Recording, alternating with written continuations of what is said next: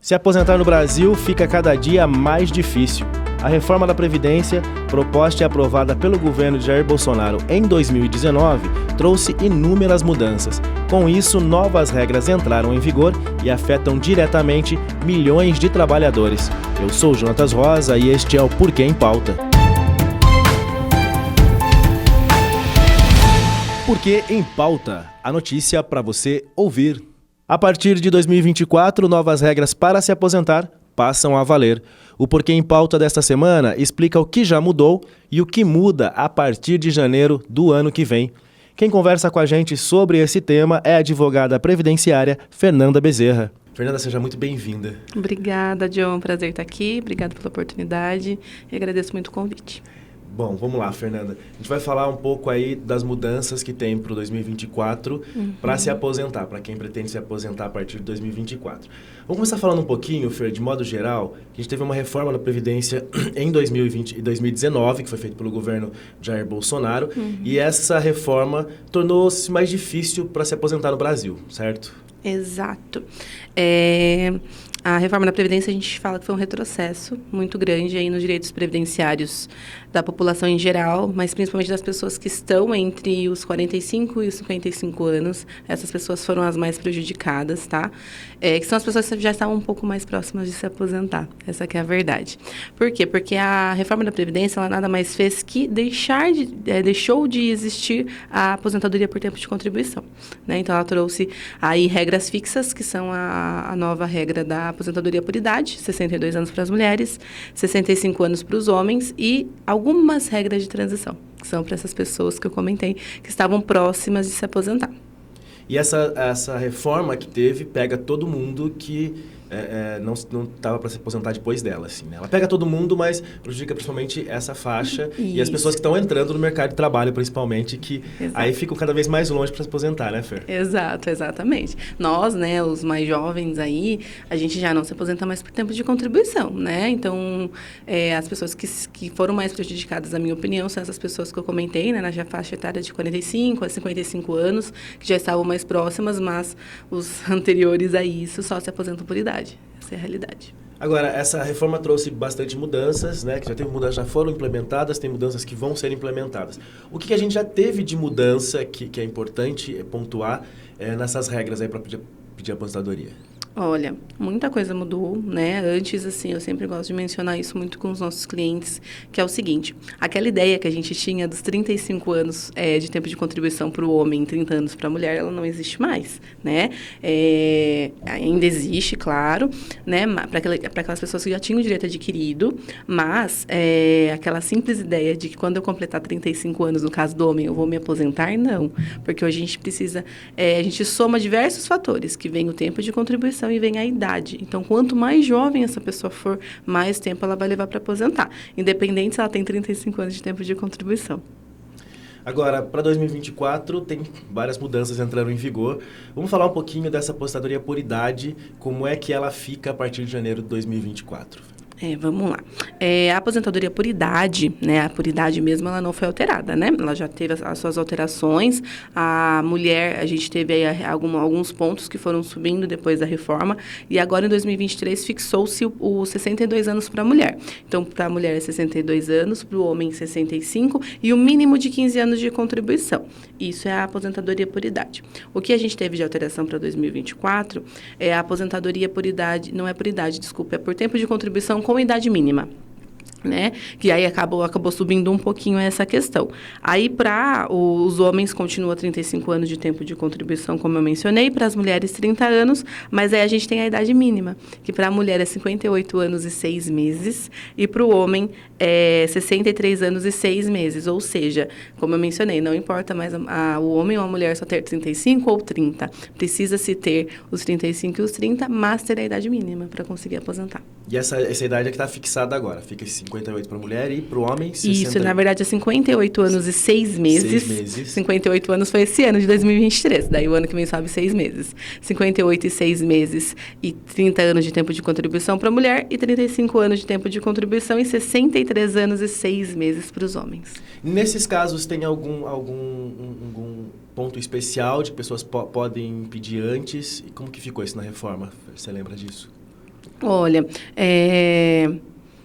assim, a gente tem que esperar chegar o tempo mínimo, né, o tempo de contribuição mínimo e a idade. Hoje a gente tem 5 regras de transição, né, são várias, a gente não tem só essas, né, dentre elas essa que a gente mencionou, que é a por idade mínima, a gente tem a do pontos, que a gente vai falar já já, tem a por idade, que foi a que eu mencionei anteriormente, e a gente tem os pedágios, né, que é o pedágio de 50% e o pedágio de 100%, que eu acho que é o que entra na sua pergunta. O pedágio de 50%, ele é o mais rápido de se alcançar, porque você precisa alcançar só 50% daquilo que faltava quando passou a reforma, mas o salário é muito baixo mesmo, porque aplica-se o fator previdenciário. Então, é o que eu sempre falo para os meus clientes, né? A gente que trabalha com isso e faz cálculo todos os dias, é o mais próximo? Mas quando a pessoa vê o valor do benefício, próximo do salário que ela está recebendo hoje, é, muito inferior. Então, acaba que não compensa. E a gente tem o pedágio de 100%, que realmente é o que mais compensa, mas leva-se mais tempo para alcançar. Então, Joe, o que eu digo muito hoje em dia que é muito difícil, não é? A gente tinha a ideia fixa dos 35 e dos 30 anos, né, como a gente sempre falava anteriormente. Eu já tenho tempo, mas hoje não basta mais o tempo. A gente tem que calcular e dentro desse cálculo eu faço planejamento previdenciário que a gente consegue verificar para aquela pessoa específica qual é a melhor regra para ela. E ali a gente consegue chegar no melhor valor para ela aposentar mais rápido possível com uma RMI melhor, que é a renda mensal inicial.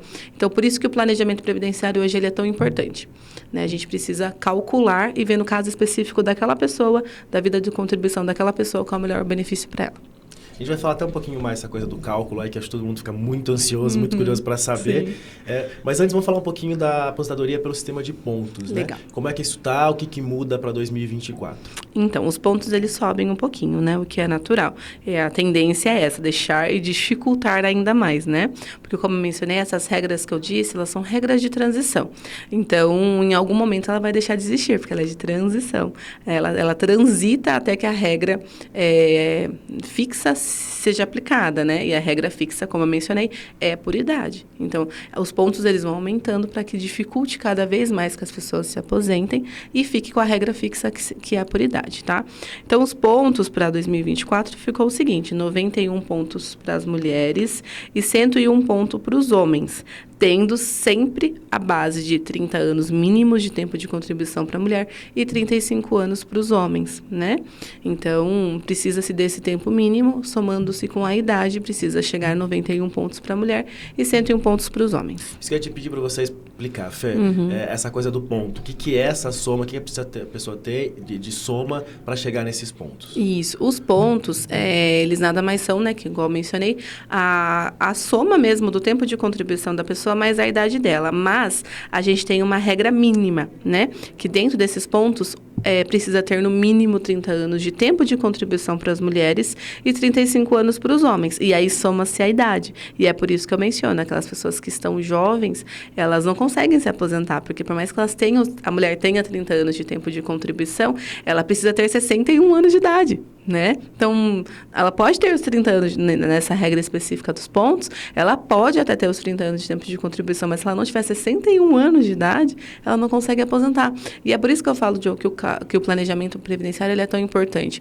Porque a mulher com a regra de pontos, que é os 91 pontos, ela já está com 61 anos de idade, né? Que é o mínimo que a gente tem hoje. Então, talvez se eu fizer o planejamento previdenciário para essa pessoa, se ela esperar mais um ano de tempo de contribuição, né?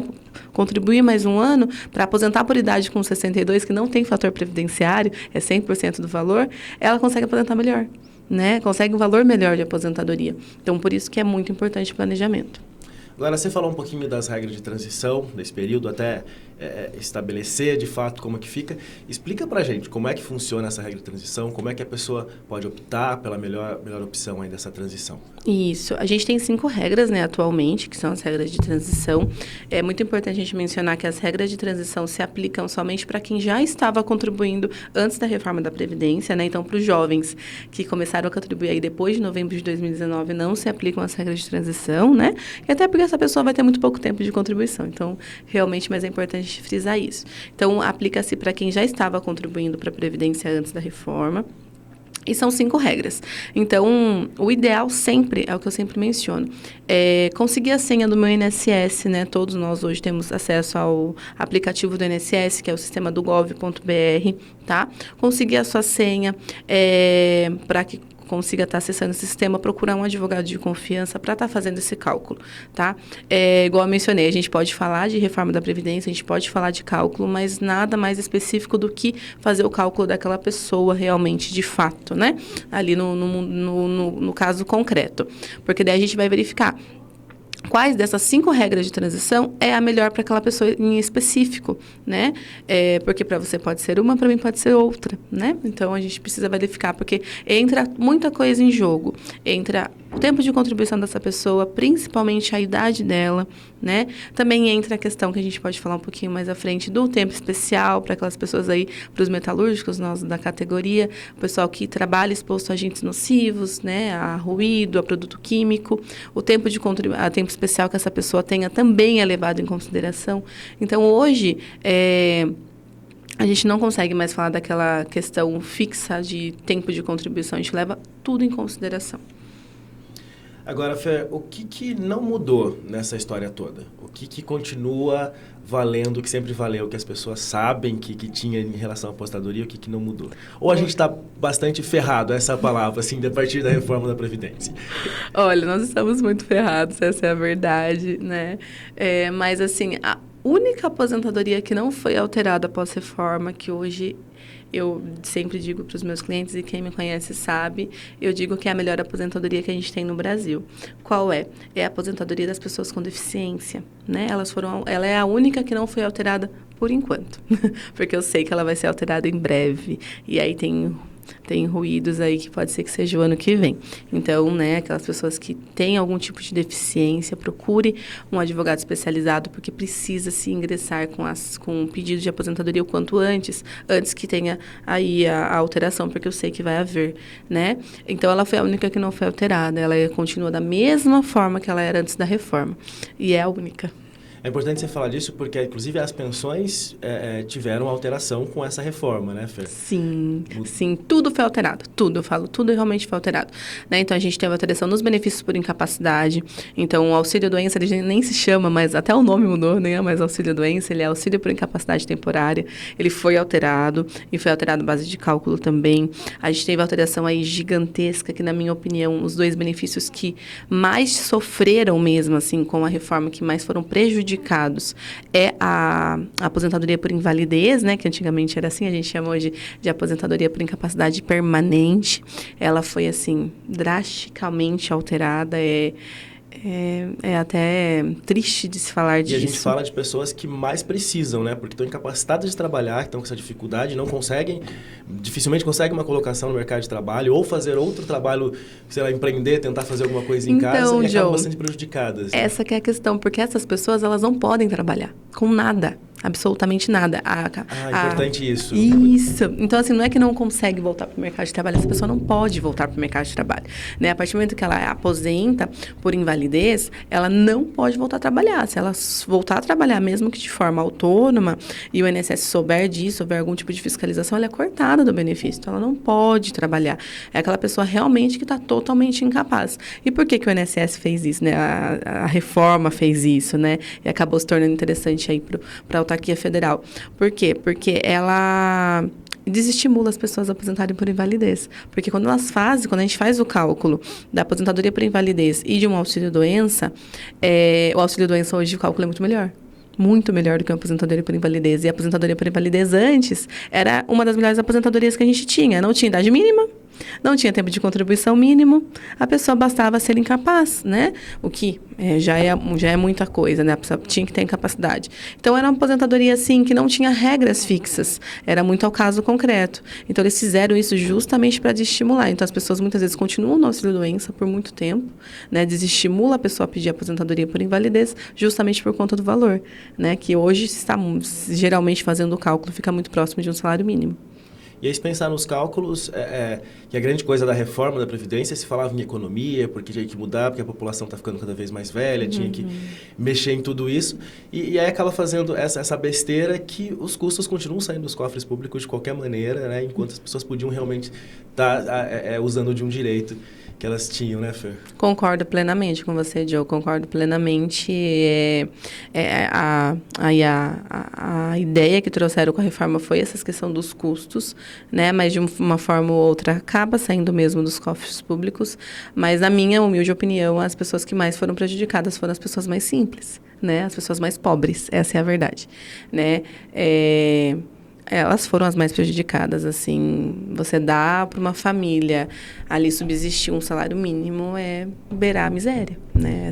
Essa é a realidade hoje. Quando a gente vê os custos das coisas, quando tudo tão caro, né? A gente vê a cesta básica em Sorocaba, por exemplo, se for pegar os 34 itens básicos de alimentação, higiene e limpeza que a Uniso calcula, dá mais de R$1.000. E aí você fala de um salário mínimo, você não vive. Fê, falando disso, falando dessas aposentadorias, você comentou um pouco da aposentadoria especial. Explica um pouco pra gente o que é essa aposentadoria especial, como é que ela funciona e quem tem direito a ela. Beleza, vamos falar da aposentadoria especial, que para nós aqui da categoria é a mais importante, né? A mais que se fala. E eu falo muito a respeito disso aqui para os nossos sócios, né? Que é essa questão que foi, na minha opinião, né? Como eu mencionei, a primeira foi a aposentadoria por invalidez, mas a segunda foi a aposentadoria especial, né? E assim, quem se aposenta especial? Boa parte, a categoria, né, dos metalúrgicos e as outras pessoas que também trabalham expostas a agentes nocivos. Então, assim, a aposentadoria especial, ela é para aquelas pessoas que trabalham expostas, né, a ruído, produto químico, calor muito excessivo também, a umidade muito excessiva, enfim, tudo aquilo que prejudica a saúde do trabalhador.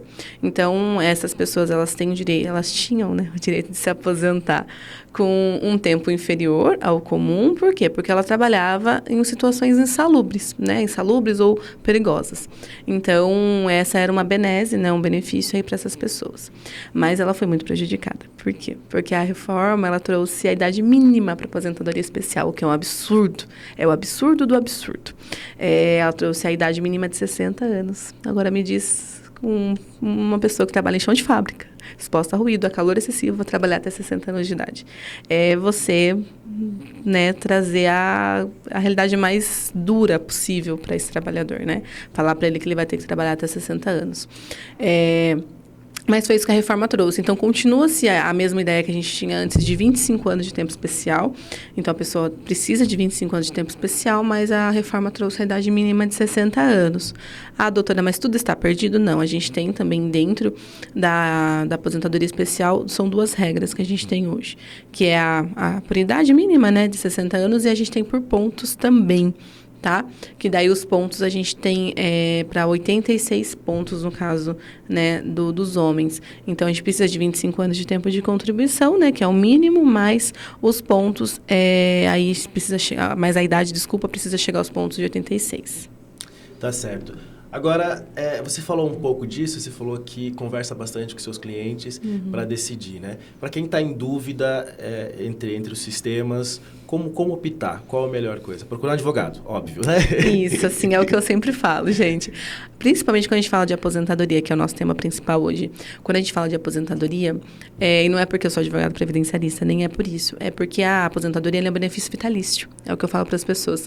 É um benefício que você vai receber ali até o final da sua vida, né? E em cima disso, se você tiver dependentes, eles ainda vão receber pensão por morte. Então, sua próxima geração, dependendo aí da idade e tudo mais, a sua esposa, o seu esposo, vai ficar com a sua pensão por morte. Em cima disso, vai ser calculado o seu benefício.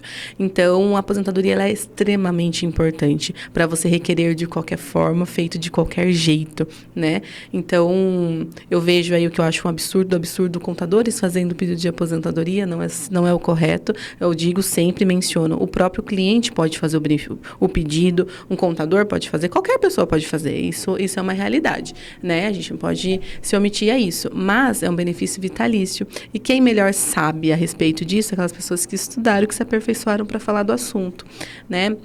Então, é muito importante procurar um advogado especialista, lembrando que tem muitos advogados que não são especialistas no assunto, procurar um advogado especialista para fazer o seu cálculo, para fazer o seu planejamento previdenciário e procurar a melhor aposentadoria. Já que está tão difícil de se aposentar e as regras mudaram tanto e ficou tão pior, né, do que era realmente, então tentar ali dentro daquele caso específico se aposentar o melhor possível.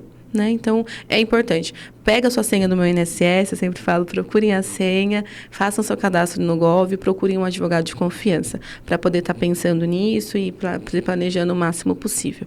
Queria deixar um recado também, Joe, até para as pessoas mais jovens, né? Que é o seu caso, o meu caso, para a gente se planejar realmente. A gente provavelmente só vai aposentar por idade, né? Daí já vão ter acabado as regras de transição, dependendo da idade, do tempo de contribuição da pessoa. Mas é interessante procurar um advogado para fazer o seu planejamento, porque a gente possivelmente vai se aposentar ainda, né? Vai demorar um tempo, mas vai se aposentar para poder contribuir um pouco melhor ou procurar uma forma de se manter ali dentro do sistema do INSS para quando for se aposentar bem. Então, os jovens também é importante deixar esse recado, né? Procura um advogado de confiança, faz o seu cálculo para que você possa, durante a sua vida, aí, se planejar, se programar para conseguir aposentar bem lá no futuro. Pensar no futuro, hein, gente? Você falou aí dessa questão de procurar bem, saber qual que é o melhor sistema, porque é algo muito importante, é uma pensão vitalícia. Uhum. Aí, caso uma pessoa tenha entrado já e tenha saído da aposentadoria, ela consegue pedir revisão disso, Fernanda, em algum caso? Consegue, sim. A revisão, ela é possível, né, dentro dos 10 anos. Então, a gente aplica-se a decadência do pedido do direito da revisão em 10 anos. Então, se a pessoa, por exemplo, aposentou em 2022, ela tem até 2032 para requerer qualquer tipo de revisão. Então, é importante a gente pensar nisso. Também procurar um advogado de confiança para poder estar analisando e vendo se é o caso de revisão. Revisão é uma coisa muito, muito séria, Joe, muito séria mesmo. E quem é advogado previdenciarista sabe disso. Todo mundo tem direito, igual eu mencionei. Está dentro dos 10 anos, eu tenho direito à revisão, doutora? Tem, claro que tem. Só que a gente tem que entender se aquela revisão, naquele caso específico, vai aumentar o valor do benefício dessa pessoa. Porque ele pode diminuir o valor do benefício? Pode diminuir. Então, a gente tem que tomar muito cuidado com isso, né? É uma discussão aí judicial muito longa e muito extensa, se a gente for tratar disso, né? Mas pode sim, e é muito perigoso. Então, às vezes, a pessoa sozinha entra lá no sistema e faz o pedido de revisão, né? Então, isso é muito perigoso. Então, precisa procurar um advogado especialista, porque, às vezes, a gente tem aí alguns tipos de revisão possíveis. Fazendo uma revisão seria um valor, fazendo outra revisão seria um outro valor. Ou, né, igual eu mencionei, fazendo revisão diminuiria o valor. Então, a gente tem que tomar muito cuidado com revisão. Revisão é uma coisa muito séria, mas pode sim, né, desde que o valor vá aumentar. O ideal é fazer desde o início, bonitinho, já ter o valor aí que você merece, um bom valor de preferência. Exato. Agora, acho uma grande dúvida que as pessoas têm, como é que entra com o pedido de aposentadoria? Como é que é esse processo, Fernanda? Como é que faz isso? Olha, hoje a gente tem... Hoje o INSS ele é totalmente digital. Tá? Então, o que eu menciono com as pessoas, não adianta mais ir lá no INSS pessoalmente, né? São pouquíssimas coisas que o INSS hoje faz presencial, né? Por exemplo, conseguir essa senha que eu mencionei, caso você não consiga, não tenha facilidade com sistemas tecnológicos ou não consiga mesmo, pode estar indo ao INSS, que o INSS fornece essa senha. E para perícias, basicamente o INSS atende para essas finalidades, né? Você ir lá tirar uma dúvida, você ir lá requerer um benefício, como era feito antigamente, não existe mais, né? Então, hoje o sistema do INSS é digital. Então, a gente faz os pedidos todos de forma digital. Para as pessoas comuns, né, é possível fazer pelo sistema do meu INSS, foi o que eu mencionei. Então, separe-se a documentação, né, sempre documentos pessoais, a carteira de trabalho da pessoa, pode ser carteira digital, mas a física ainda é muito importante, né, a carteira física também, todos os documentos, e digitaliza todos os documentos em PDF e anexa lá no sistema do INSS para requerer. Né? Nós, advogados, a gente tem acesso a um sistema do INSS digital, que que ele é uma parceria da OAB com o INSS. Então, a gente tem hoje o sistema do INSS de forma digital, é um pouco diferente do INSS comum, né? Do meu INSS comum. E a gente faz os requerimentos por lá, acompanha tudo por lá, um sistema meio que próprio para os advogados, né? E hoje tudo é digital, tudo é feito da forma digital. Então, se você procura um advogado, você vai levar os documentos para ele vai fazer o requerimento para você e vai fazer todo o acompanhamento. Mas, como eu mencionei, também é possível fazer sozinho, né, pelo sistema do meu INSS. Perfeito. Fer, tem alguma coisa que você gostaria de complementar? Algo que você acha importante deixar de recado para as pessoas? Um conselho para quem está para se aposentar? Você já deu conselho para o jovem aí? Já deu vários conselhos para quem está para se aposentar, mas tem algo mais que você gostaria de complementar, Fer? Olha, acho que algo a mais não tenho muito. Eu quero frisar novamente a ideia de fazer o planejamento previdenciário. Ele é muito importante e procurar um advogado, né, alguém especializado no assunto para requerer a sua aposentadoria. Muita gente fala assim, mas é uma aposentadoria por idade, uma aposentadoria super simples de requerer. Sim, ela é simples de requerer, mas se é requerido da forma errada, você não consegue.